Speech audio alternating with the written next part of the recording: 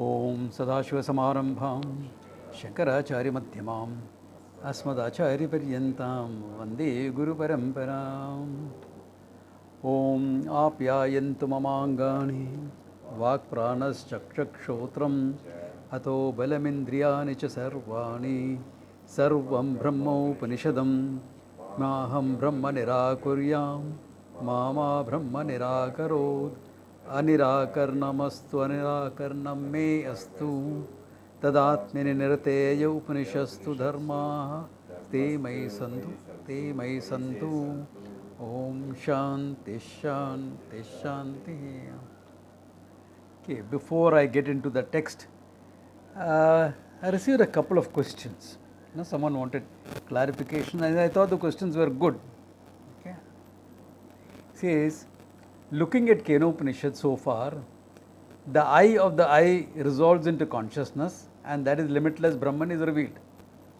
But to start with, it doesn't directly say that this is consciousness. It is I. Is it to be deduced by logic that if my sense organs and mind cannot objectify it, it must be nothing but the subject? Yes, in a way what he is saying is correct. At the same time, remember one thing. When you are saying the I of the I, it cannot be an object outside. Okay. And not only that, you are also saying prana of the prana, mind of the mind, ear of the ear, etc. So obviously, all these are varied and there is one entity behind the whole thing. It starts with me because you are talking about how my eyes function, how my ears hear, what is it because of which my ear, etc. hears, my eyes function, my prana functions, my mind functions. So if I am saying there is something behind the whole thing, obviously it is implied that it is I. It is not directly said it is consciousness. True. The word it is Chaitanyam is not used. But that doesn't mean it is not consciousness. Okay? The whole thing that it is I is implied. And it is evident that I am a conscious being. Remember, this is the starting point for all inquiry. That I am a conscious being. The very fact I am thinking, walking, talking, doing, seeing, smelling, hearing shows I am a conscious being. Then what makes me conscious is the question. So the question was not whether it was impelled or in the presence of. That is secondary. What is that because of which I function? Impelled by that or in the presence of that? So the question, the purpose of the question is to understand that entity which is behind the whole thing. And obviously if it is something behind the mind, it has to be me, it can't be anything else. In fact, you don't have to state it is I consciousness. Because in teaching we are so used to it being spelt out, this question has come up. But otherwise it's very clear it is a I itself. Yeah. Any doubts or clarifications you need on this, or is it fine? Okay. Then he is asking a second question. I have a question with the sentence Tadeva Brahma Tad Viddhi Nedam Yadidam Upasate. You said the Mahavakya because it is Nedam Yadidam Upasate, not that which is worshipped referring to Ishvara. Generally, the Mahavakya equates individual to Ishvara through a positive assertion. In the case like Tattvamasi, etc. Or am I wrong to say that in this case it seems to be in the negative sense, saying that consciousness I is Brahman, not Ishvara that we worship? Even when it is directly said Tattvamasi, remember from Tat and Tvam certain negations are necessary. all that can be objectified in both Tat and Tvam has to be negated. Without that, there is no teaching. So he follows the same method here. Tadeva Brahmatvam Vidhi. Understand that to be Brahman. Then to negate all the Namarupas, he is saying Neidam Yadidam Upasate. Are you all getting this? So there is a positive assertion like in the Mahavakya, Tadeva Brahmatvam Vidhi. And the negation is done by this statement, Neidam Yadidam Upasate. Because any upasana you do, any worship you do, will be with a name and form. There is no Nirguna Upasana. All Upasana is Saguna. In fact, Upasana is defined like that. Upasana, Dhyanam, etc. is defined like Saguna Brahma Vishaye Manasa Vyapara. That means Brahman which has got name and form in it. Therefore, it is automatically. And he said, the I that is behind the mind, etc., that is Brahman, equivalent to Brahman, not what you worship. So it's equated to Ishvara, and the name and form is removed from that, understanding wise. That's how the whole thing works. Clear? When you are worshipping Ishvara, it will become Dvaitam. Beg your pardon? If it is? When you are worshipping it as Ishvara, yeah, it will become Dvaitam. All worship is with Dvaitam. And not a subject but an object. Yeah, all worship is in duality. That's the very function of worship is in duality. When the moment you say worship, upasana, etc., it is duality. And that's fine because you need that. You need that to get your mind ready. You need that to be able to tackle life. Therefore, when you are saying you have to get the mind ready, you have to tackle life, etc., it is all in duality only. No?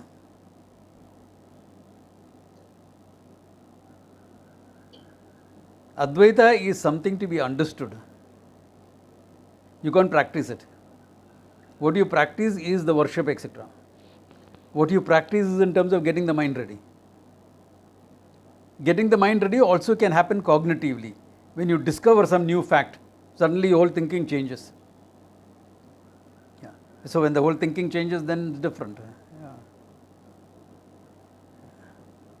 So there itself a change in the nature of your mind has happened.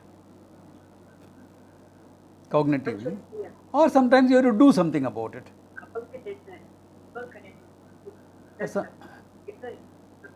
Sometimes something has to be done about it because it's the mind. It's a finite entity. Anything dealing with a finite entity is through action. So that's also fine. So you act to get to handle the mind.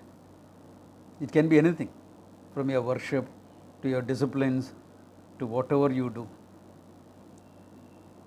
Anything and everything can be used to handle your mind. Yeah.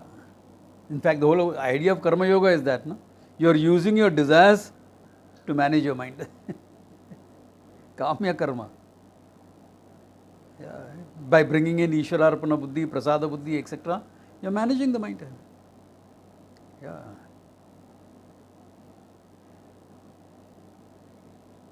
Because if you are talking about karma yoga as a disinterested action, it can happen only in small areas.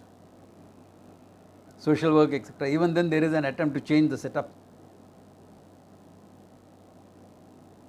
In fact, that's why people who work in NGO sector, etc., are highly stressed. As stressed as people in corporate sectors. With less money. So, sometimes I feel it's a bad job. Yeah. Of course, they are better off than our times when we are jhola carrying activists. You know. Our time, you're getting peanuts for it. Nowadays, you are paid to do something you like to do, so it's better off. But the stress factor can be the same unless you bring in Karma Yoga Buddhi into it. In fact, if you are doing social work without Karma Yoga Buddhi, God help you. Yeah. It's the most thankless job. Most thankless job, I'm telling you. The same people you are trying to help will be resisting whatever you are doing. Yeah. So, with all this, therefore, remember, handling the mind is one thing, action is involved there. And here, it's a question of understanding. A cognitive change happens. They are saying, Tadeva Brahmatam Vidhi Neidam Yadidam Upasate. I don't know who's unmuting themselves. People are unmuting themselves and then creating a racket on the thing. Yeah. Okay. So, there are no further questions. Can we go ahead?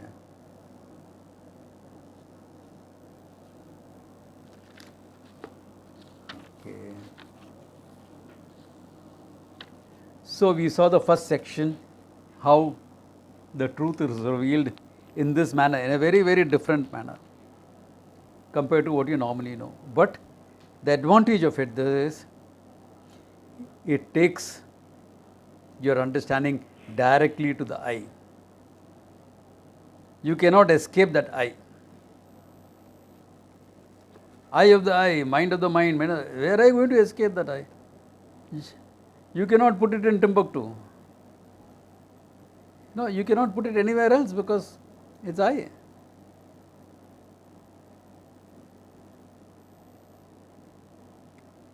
Because since the reality is nothing that you experience right here, there's a tendency to put it elsewhere.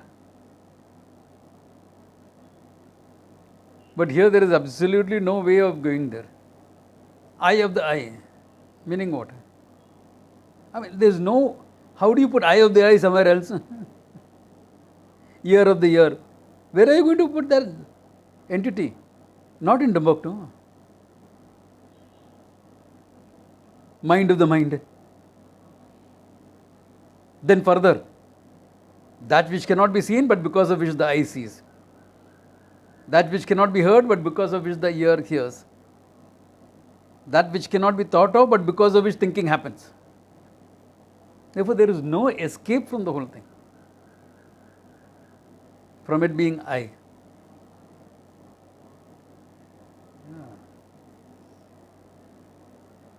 And then, Tadeva Brahmatvam Vidhi. That I, that conscious entity now, equated to Brahman. Which Brahman? Nirgunam, not Nama Rupa, not Jagat Karanam, the content of Jagat Karanam. Remember, Brahman also don't say there are two Brahmans, okay? I have to negate all these ideas. Saguna Brahma and Nirguna Brahma. There's only one Brahman.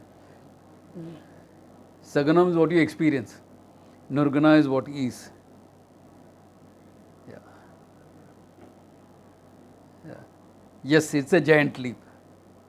Yeah. One small leap for the Rishi, but one giant leap for all of us. True. Yeah. All right. Yeah. In this one sentence, he has written a Bhagatyaga Lakshana. Yeah. Bhagatyaga Lakshana, everything comes in because of Neidam Yadidam Upasate. That I is Brahman and not what you worship. In not what you worship, all that is to be negated is negated. So the technical thing of Bhagatyaga Lakshana, all that comes into it without using those terminology. The beauty is directly into the topic, no technicalities. Very important. Huh? Very important. Yeah, very important. No technicalities, nothing. That Bhagatyaga Lakshana is all used to explain how it works. They are actually more for the teacher to show how he should be teaching.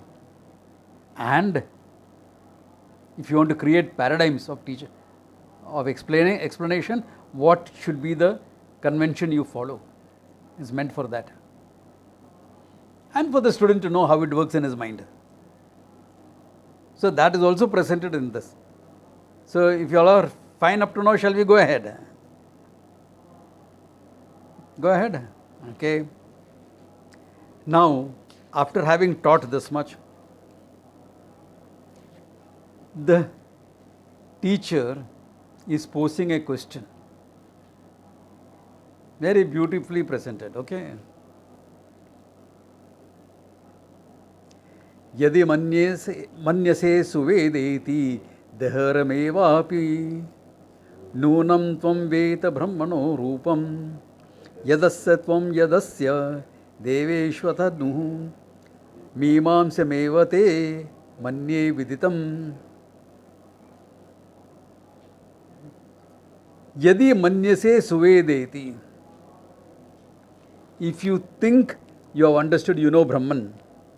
If you think you know Brahman, daharameva pinunam,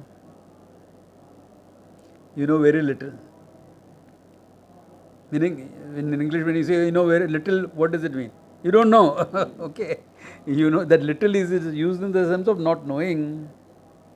Tvam ve nunameva tvam veta brahmano rupam. Okay. Then you understood very little. Brahmana Surupam, you understood very little. Yadasya sam yadasya deshvata nuna. Okay. Says you understand it only as being manifested among the humans and among the gods. Meaning you only understood the manifestation. Yeah, I know Brahman. Brahman is like this, like this, like this. The moment you say is like this, like this, like this, you understood very little. You're only dealing with the manifestations. Therefore, मीमांसमेव थोड़ा और विचार करने का है. Now, if you think you know it well, you need to do this thing. This is very popular in all our Hindi films and series. They think Upanishad has to be vague, something vaguely philosophy. So they'll say, if you know, you don't know. If you don't know, you know. You find in all TV serials, whoever is the idiot who has made it, this statement will be there. And they think they are quoting big philosophy. Now, this is a challenging question to see whether the student has understood. Remember, there are a group of students sitting in front.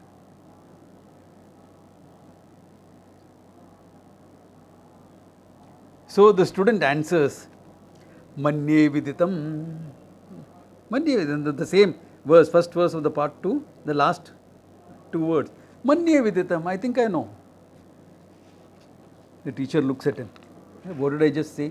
If you think you know, mimamsameva. He says, Naham manye suvedeti, nona vedeti vedacha. Yo nastadveda tadveda, nona vedeti vedacha. At the same time, manye viditam, I know. But, naham manye suvedeti, I don't think I know it well. Okay? Meaning, what do you mean by that? Nona vedeti vedacha. Not that I do not know. Vedacha, I know.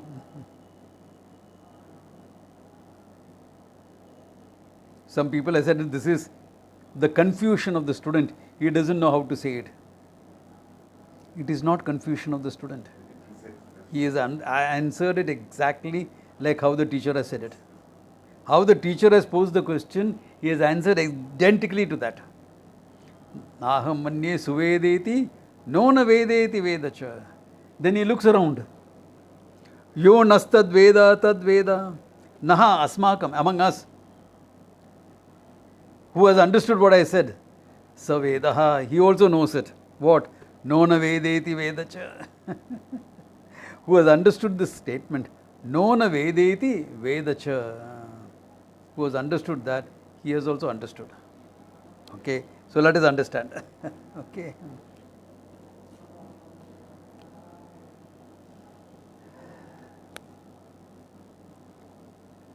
The way the teacher has posed the question, can the student say, I don't know? If you don't know, you don't know. Clear, eh? That doesn't mean you know the truth. If you say you don't know, does it mean you know the truth? Of course you don't know. Mimamsameva or vichar karne ka. If you say I know, he says again mimamsameva. This brings us to the fact of how we know things. It's important to understand. Not pramana vichara, I am not talking about that. I am talking any pramana. When you use a means of knowledge, how do we know? The whole world is known with a subject-object difference. You have to objectify everything to know it. Either physically objectify it or conceptually objectify it. In fact, anything you have made, you have first conceptualized it. So, like when you studied mathematics, for example, you understood it conceptually, abstract concepts, triangle, etc. Later on, when you went out in the world and you used it, you understood what it is meant for.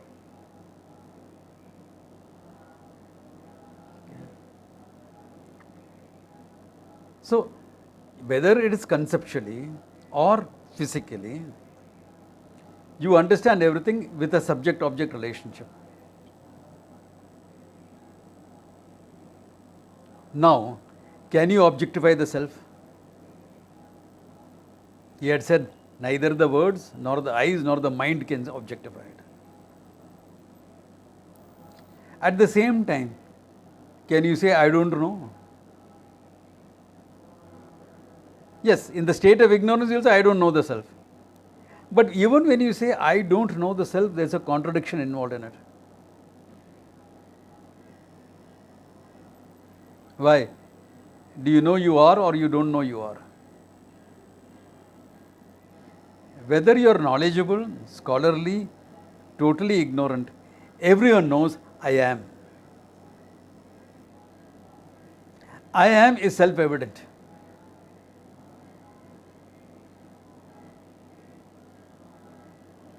What I am is not known. Now look at that question he had asked.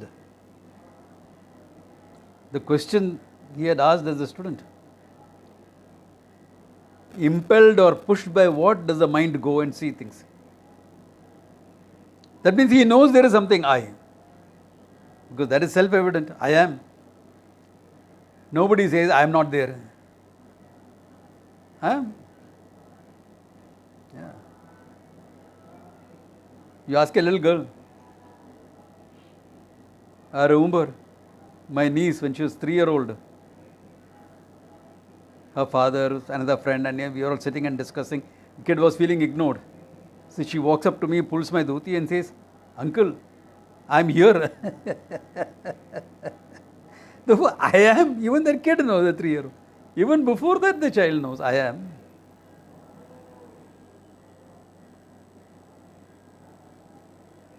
I am is self-evident. You don't need any pramana, means of knowledge to know I am. You don't need to objectify yourself to know I am, I exist. Because I am is self-evident. Now about this I, and this I again is not conceptualized, is not objectified. Conceptualized out of ignorance, yes, I am like this only, you can say. I am like this only, I am like that only. Why am I like this only? मैं ऐसा ही हूँ, मैं वैसा ही हूँ. The film song like that. So,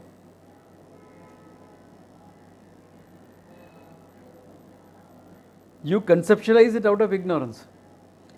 But even that conceptualization, you do it without objectifying. The concept is objectified. I am not objectified. I am there.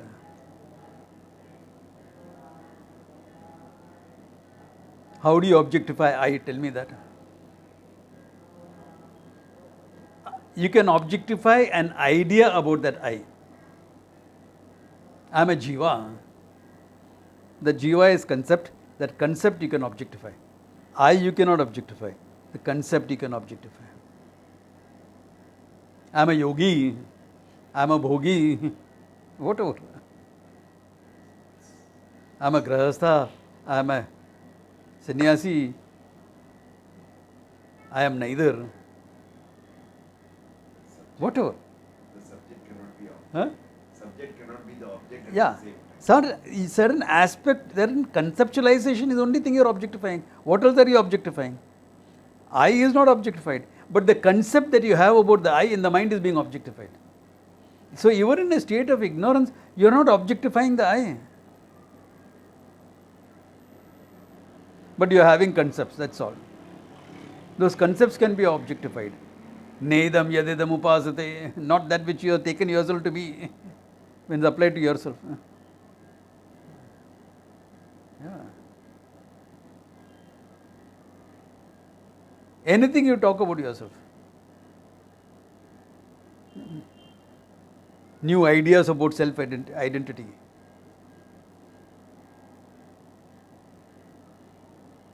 I like the pronoun they for me. Please use the pronoun they. I see only one. You are there. I will use the pronoun you for you. Why, how are you saying it should be they? But that's how I feel, I feel I am more than one. Narayana, you have created so much of split identities about yourself. What? We are trying to integrate everything into one and you are creating divisions and splitting up. As it is, there is problem with one individual. No, sometimes I am like this, sometimes I am like that. So they. Yeah. Eat breakfast for 3 people, then I will say they. I will serve you 3 breakfasts. Preferably the British breakfast. 2 eggs, ham, bacon, sausage, 2 sausages. Eat 3 servings of that, I will call you they. I heard of only one person who could do that. 3000 BC, there was a person, huge warrior called Bhima. He would do that. After that, I have not seen anybody. So, identities you are creating, split, conceptualization, sheer conceptualization on the basis of some experience you are having.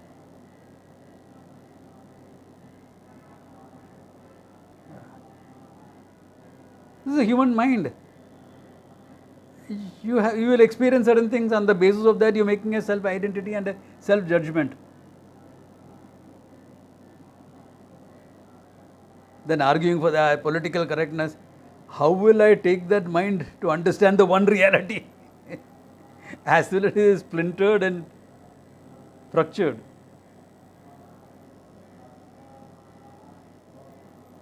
So, the concept you will objectify, I cannot be objectified.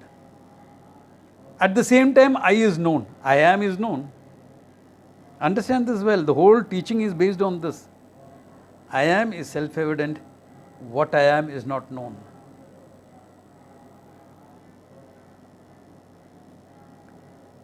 So, by this process in the first chapter, he has shown your limitless consciousness. So, the boy has to say, I know. But not that I do not that I know it well, meaning I know it, I have not objectified it. I know it without objectification. But without objectification doesn't mean I don't know, I know. Manye viditam, first one, I know. Naham manye suvedeti, not that I have objectified it. Vedacha, I know. That just because I have not objectified doesn't mean I don't know. Because I cannot say there is Brahman. I have to say I am Brahman. If you say there is Brahman, Nedam yadidam upasate, not that which you worship. Brahman is Jagat Karnam, etc. Worship it, not you.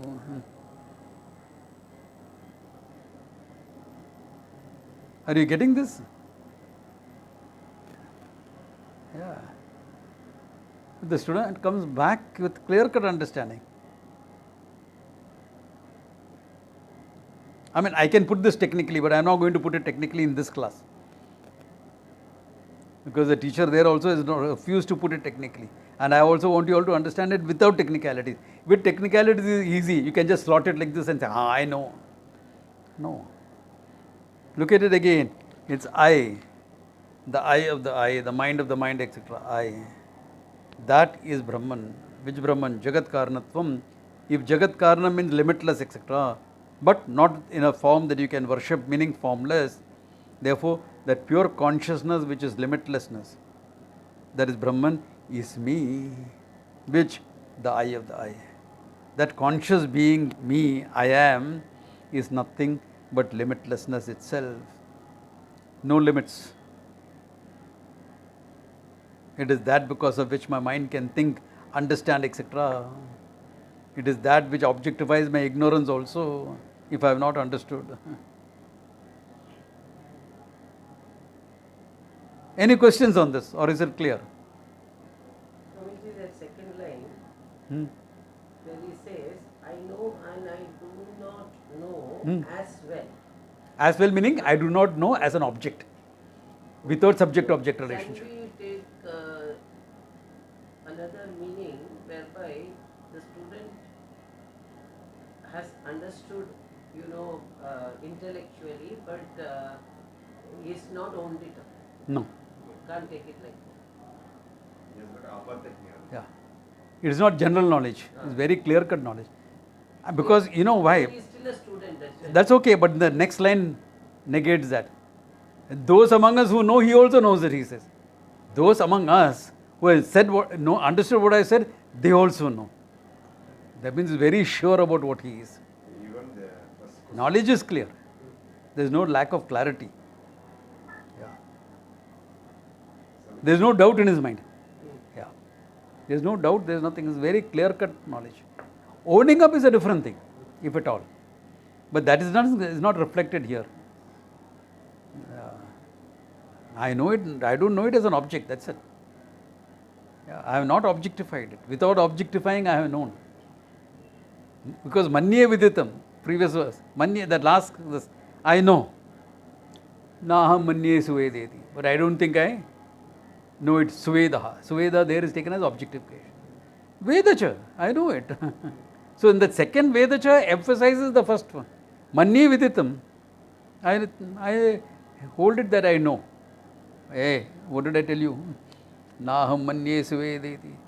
I have not taken it as an object.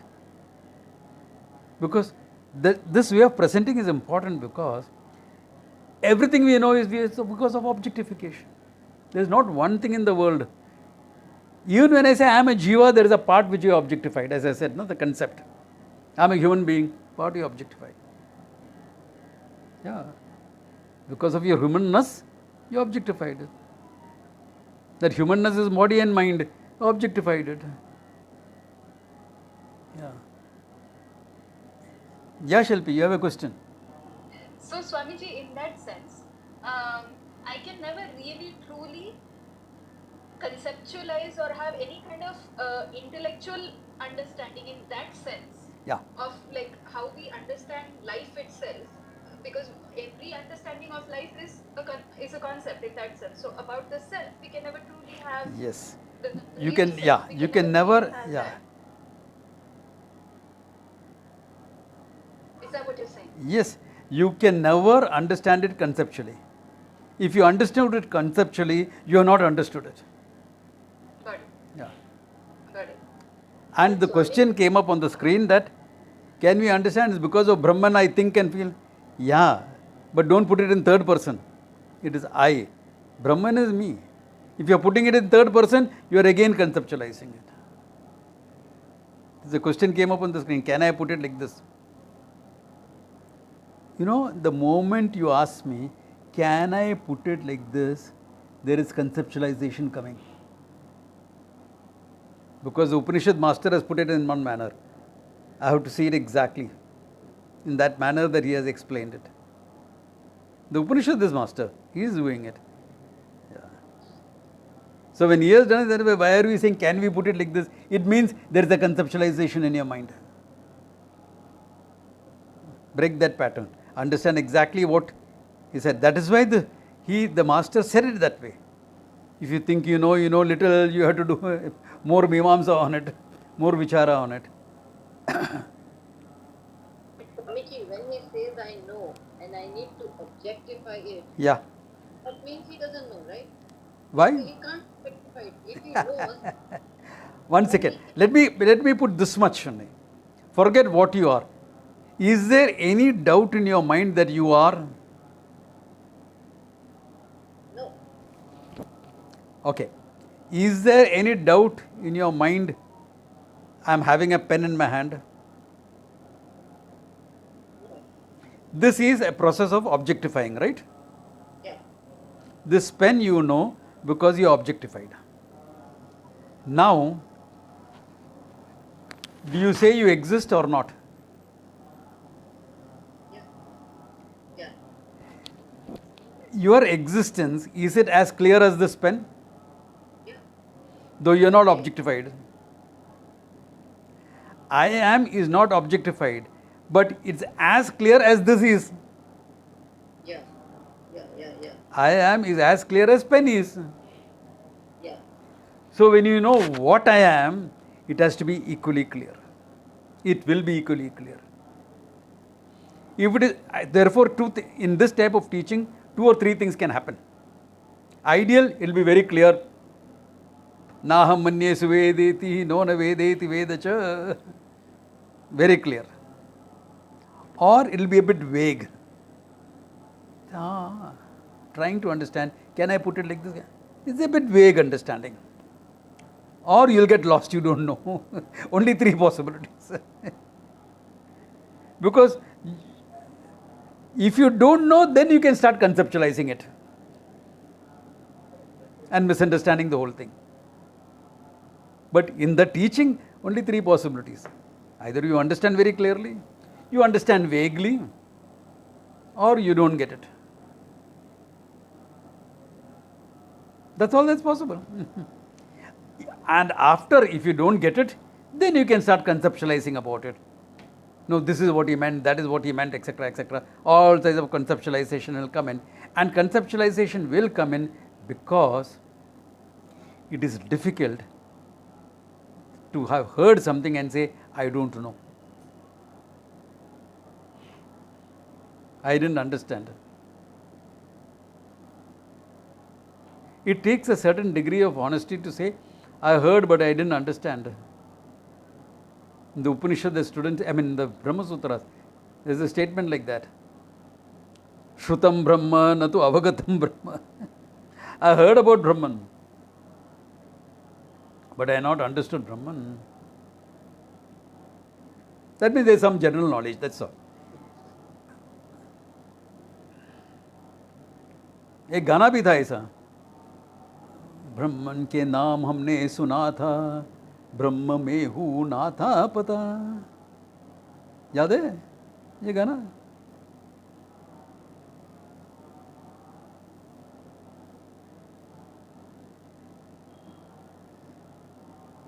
But Swamiji, then why does he want to objectify it? Why? What is he? I didn't understand. What is his question? Where is he? What is he trying to say? Like, Which question? The teacher's question or the student's answer? the student. Student is only answering, is not asking a question. Because the teacher said, do you know or you don't know? If you think you know, you don't know.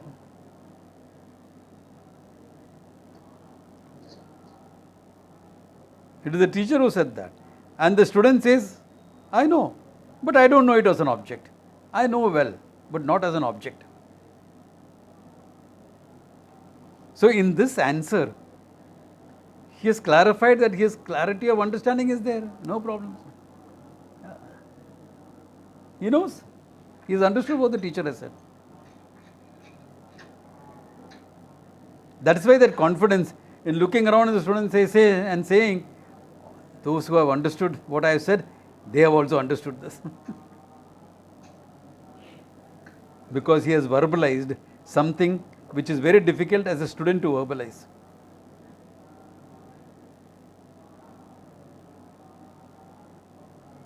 One reason why I don't give too much of homework, presentation, etc., is because of this. Because if you tend to verbalize too much, you tend to start tending to conceptualize.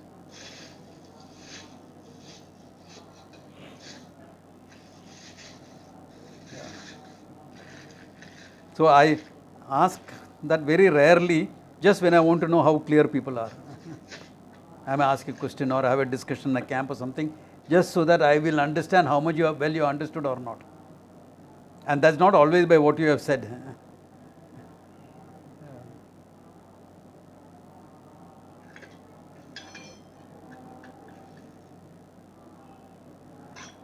Swami Chinmayanji used to say, what has gone in through the ears has to sink into the heart, otherwise leak from the mouth. And the problem of leaking it from the mouth is it gets distorted and leaks. If it leaks exactly as it is, no problem. You have not owned it a bit now. But if you have not understood it is leaking, so what has gone in, either barabar understanding hona chahiye, otherwise the leaking is distorted. Lot of distortion will creep in. Can't avoid it. So here, he is very clear about the whole thing. There is clarity in what he has said. And if that is not there, how are you going to ever this thing? In fact, all that the Upanishad has to teach is done with in this. This is called the Uttama Adhikari, the best of the students. He's got Viveka, Vairagya, Ashat Sampati, Mumukshatam, Ekdam. Because the question itself reveals it. No? He's asking about the I. Therefore, the not I is already clear for him. He says, my mind is thinking, this is because of what? Mine is not I. No? So, Atma Anatma Viveka is there. You know. So, if you are that ready, this is the condition. Many of us are not.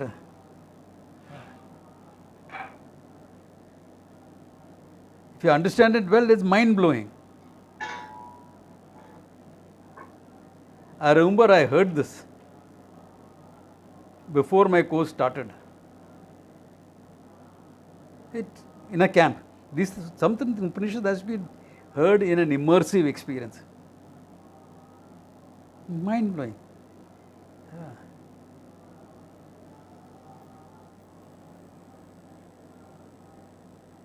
For a few days after that, I was walking on air, like, my God, what is this like, Because the thing gets you, it hits you. If it doesn't, don't worry. The Upanishad clarifies how the knowledge also takes place. There are two ways it takes place. That also is clarified there. Any questions up to this? There are questions asked because this is one place where you can get lost. Yeah, one Yeah. more thing. Yeah. The question in the beginning of the class, the eye of the eye.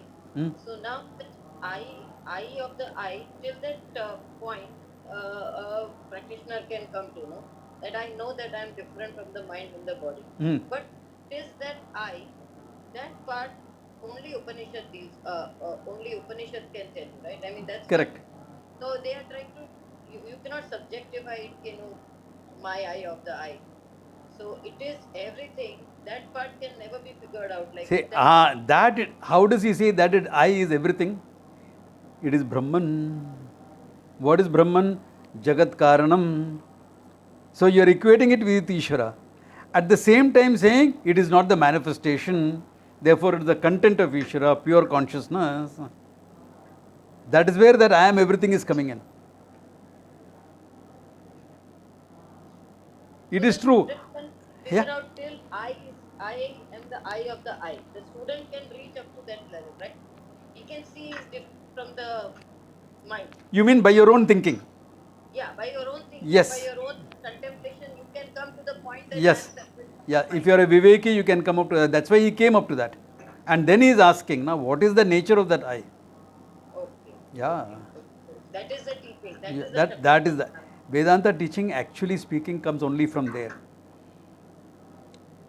That is why Vedanta says you must come with Atma Anatma Viveka. You should know what you are not and that you are the conscious being. That much you need to know before you listen to Vedanta. But most of us don't, therefore we need to, as teachers, we have to explain that part of it also. All of us needed that. All of us needed that. All of us needed that, yeah. The Uttama Adhikari is only in the Upanishad, okay, or in the Gita. All of us are not Uttama Adhikaris. I am not. I was not when I went out to learn. I was not an Uttama Adhikari. I was fairly well prepared because of what I had gone through, the experiences in life. I was fairly well prepared. Yeah. But Swamiji, yeah, the the ability of this instrument as a body or a mind that is helping us me to understand that I am consciousness or I am the entire thing. Is that the laksha, or is that why those things are in place, or is that how we should see that they exist because to achieve this path I have to use my body and mind to achieve this moksham? Is that how it should be seen? good, very good question, in the sense that you need the mind to understand the truth. Why do I need the mind? Because the problem is in the mind. I, the consciousness, does not have a problem. Consciousness does not have a problem of ignorance. What has the problem of ignorance? That consciousness, when it manifests in the mind there is ignorance of what I really am. Therefore, the manifested entity, what you take as you and me, now we are the manifested entity. So, this manifestation, the mind, the conceptualization of the I, what is otherwise known as ahankara, jiva. What is ahankara? A concept of yourself. Is it Chidabhasa? Same thing. See, Chidabhasa is used only to express the manifestation. But it doesn't remain just as a manifestation. Consciousness manifests in the mind, okay. Then it doesn't remain like that. You have concepts about yourself because the mind will think. Why? Because in the mind there is ignorance. How can you be self-aware and not make a conclusion about yourself? Because to function in the world, you need to conclude about certain things. I cannot function in the world, first point, I cannot function in the world unless I take myself as a finite being. If I take myself only as Chidabhasa, I, how do I function? I'll be sitting down in one place in contemplation. But the body will draw me out. I'm feeling hungry.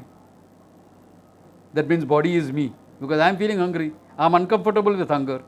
I'm feeling thirsty. I'm uncomfortable with that. Pranic activity. Then I'm feeling hot or cold. Okay. All these demands a response out of you because you are identified with this body. You are not remaining only as Chidabhasa. That's a technical presentation. The Chidabhasa is a technical presentation to understand the manifested consciousness. That's all. Consciousness manifests in the mind is called Chidabhasa. Otherwise, you will use the expression reflected in the mind. It doesn't matter. Either one, it means the same thing. But you don't remain like that.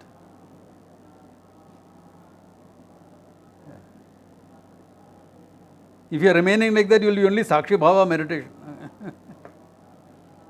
But your worldly experiences, how people treat you, etc., all that pull you into the world, and all that involves self-conceptualization. A catch-all term for the whole thing is ahankara. Ahankara is a catch-all term. We say aham karoti iti. People repeat ahankara, aham karoti, aham karoti, aham karoti. What do you mean aham karoti? Because with every action you need a concept of yourself.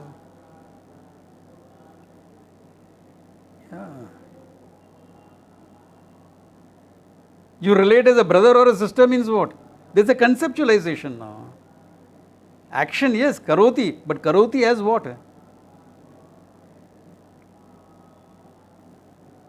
Okay, let's explain this further. You're a simple human being. What is that? Jnana, Ichha, Kriya, Shakti. Threefold power you have. Jnana Shakti to know. Ichha Shakti to desire, Kriya Shakti to act. Sattva, Rajas and Tamas. Okay? Because Tamas includes your body. That's why. This manifests. Correct. All right. Fine. Now look at it. Jnana Shakti. You know certain things. On the basis of what you know, you have a conclusion or you don't have a conclusion about yourself.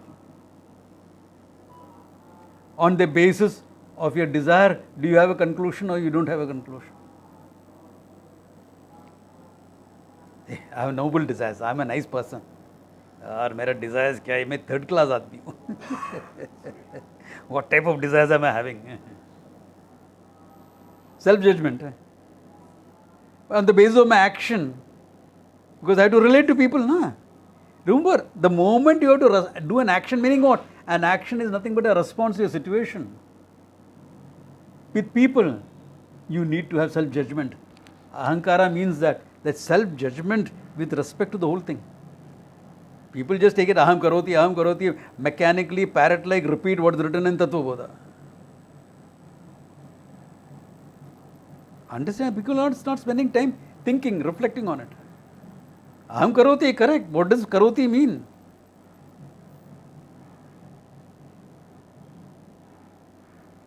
Yeah.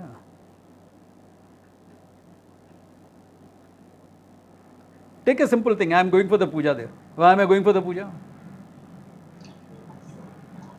There is a self judgment. Now I am a devotee. When the arati is shown, why? There is a self judgment there, isn't it?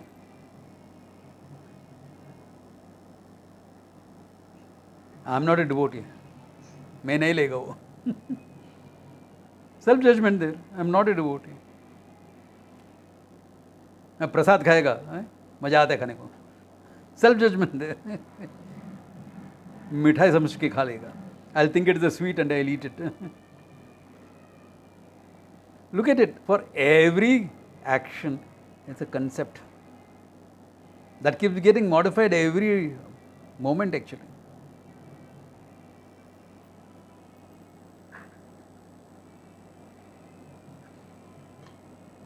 So now you are in a very funny situation. Why? There is an aspect of me which is objectified, the concepts, and there is an aspect of me which cannot be objectified. I am. Without objectification, it is as clear, in the sense I am is clear as anything that I objectify. Where is the problem? What am I? मैं कौन हूँ? We are all bullas in that. Bulla na jane mein kaun hu. We are all in that position. We are all in that position. Now, this I, which is self-evident, the reality of that I is really revealed. If I am self-evident and cannot be objectified, can the reality of the I be objectified? Concept can be objectified. How can the reality of what I am be objectified? Because I myself am not objectified. Therefore, without objectification, I understand I am. I am limitlessness. That's it. Limitlessness is verbalizing what I am.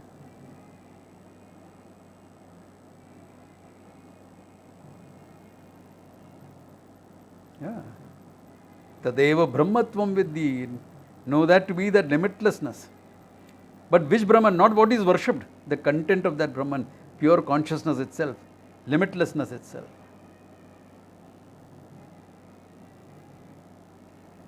Because otherwise, Ishvara, etc., point of view. No? What is there is Satyam Jnanam Anantam Brahman. Ishvara is a point of view.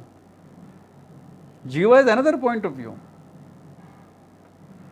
Swamiji, you are reducing Ishvara to a point of view once you know. If you don't know, Pray for Ishvara's grace so that you will know.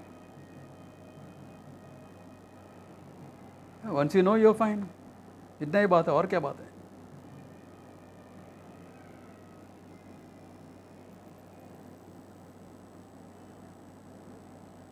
So yo nastad veda tad vedaha no ne vedeti vedacha. Okay. So all among you who have understood the statement.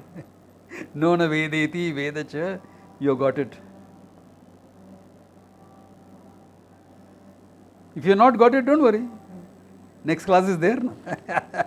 We'll explain some more. Yeah. But I want everyone to think about this. Okay. I want everyone to think about this. Yeah. Because without thinking, this will not be clear. You may conceptualize, which is okay. We'll come and break those concepts next class. If you conceptualize, Swamiji. yeah? So, I don't know. Swamiji, I was just thinking, so limitlessness can be a concept also. I mean, for Yeah, me right now, yes. I'm thinking of it You are as a right. concept. I'm glad you raised that, because limitlessness is very often conceptualized by people by using the word infinity. How many grains of sand are there on the beach? Oh, infinite number. How much of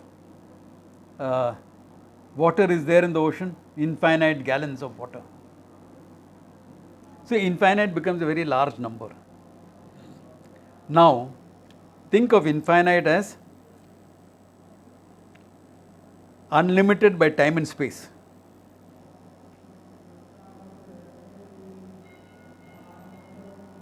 Not conditioned by time or space. You cannot think of infinite as unconditioned by time or space without bringing yourself into the picture. ये week थोड़ा try करो ये. Whenever you get the time to do that and see what happens to your mind.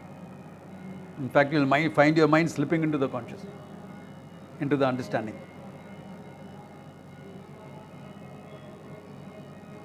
Other way of saying it, if you want me to explain further next class, I'll do it.